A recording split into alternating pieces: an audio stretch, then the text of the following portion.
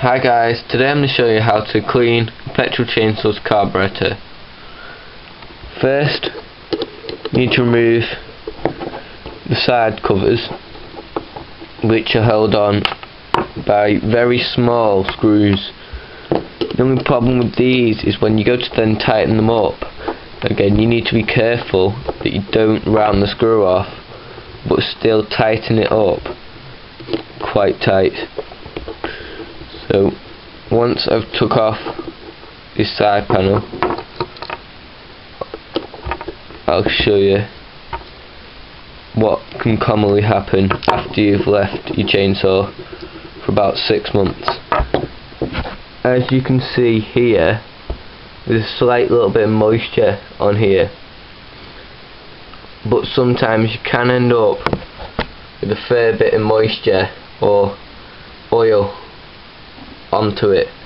All you need to do is literally get a slight cloth, just rub it gently, don't apply too much pressure onto any of the parts because you could end up bursting something. Once you've wiped it down, remember to always wipe down both pieces, so include this piece. So then all you need to do is give it a good wipe down, and then to put it back on you need to align these two little grooves with the two little holes on it.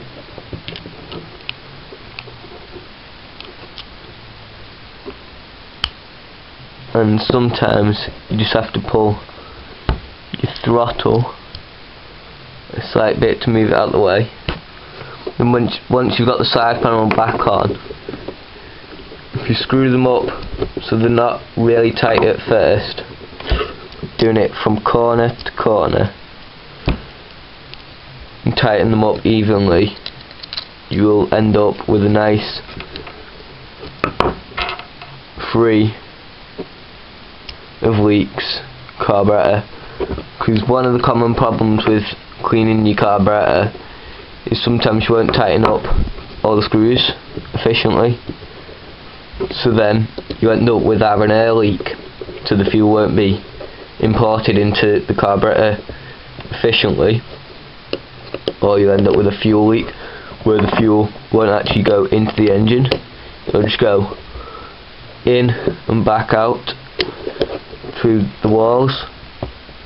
So tighten it up a fair bit with Phillips, and then with these screws we've got grooves in it for a flat-headed screwdriver, where we just finish off tightening it up.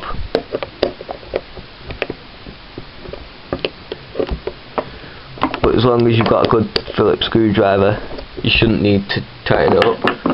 And then you follow this process on each side, but as you can see on this side the screws are a slight bit smaller, so you can't fit as big of a flathead in.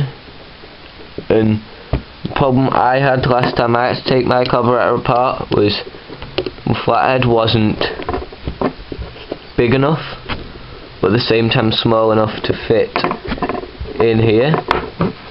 So I might have ended up rounding off one of the screws, but luckily enough it tightened up efficiently, so then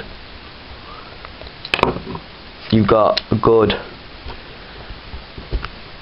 seal free of leaks.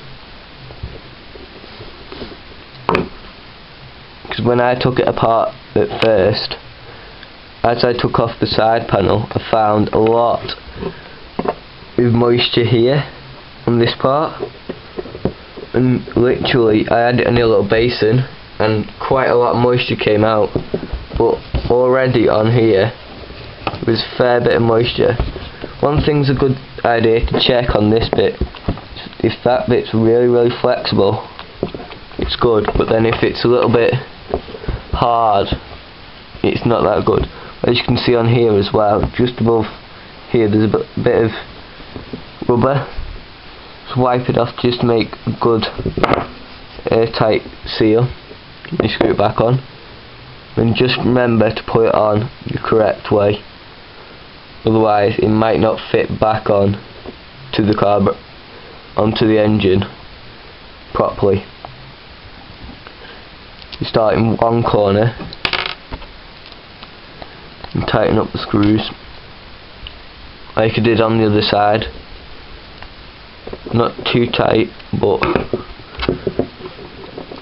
enough just to hold it on while you get all the others in place, and then tighten them all up efficiently. One thing might be a good idea to do also when you're doing this, just wear a pair of gloves, because with the fuel, and if something inside's corroded away, or like the plastic bits have started to flake off a bit, it'll mix with the fuel and it'll be more of a sticky liquid, and it is quite hard to get off your hands. So I do advise wearing gloves.